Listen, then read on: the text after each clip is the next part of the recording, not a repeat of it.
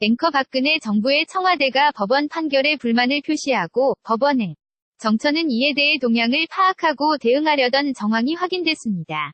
이른바 판사 블랙리스트 존재 여부를 조사해온 법원 추가조사위원회는 조사 과정에서 관련 문건을 발견했고 이는 재판의 공정성을 훼손할 우려가 있다고 주장했습니다. 류호선 기자의 보도입니다.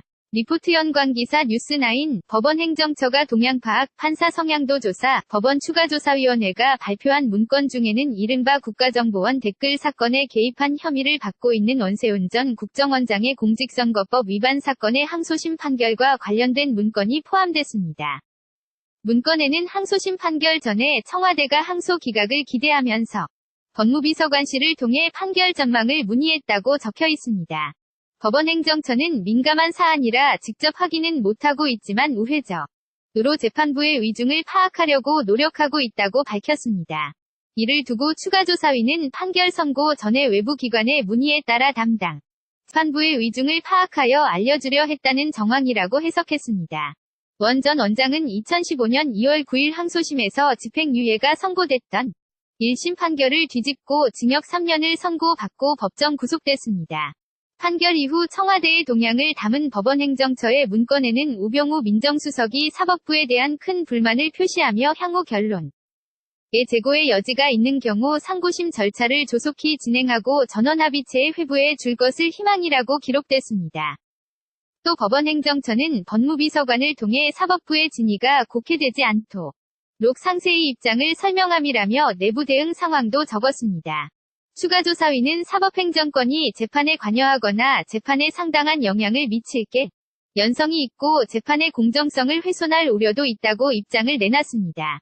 KBS 뉴스 류호성입니다.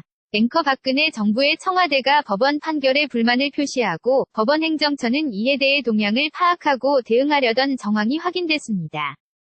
이른바 판사 블랙리스트 존재 여부를 조사해온 법원 추가조사위원회는 조사 과정에서 면 문건을 발견했고 이는 재판의 공정성을 훼손할 우려가 있다고 주장했습니다.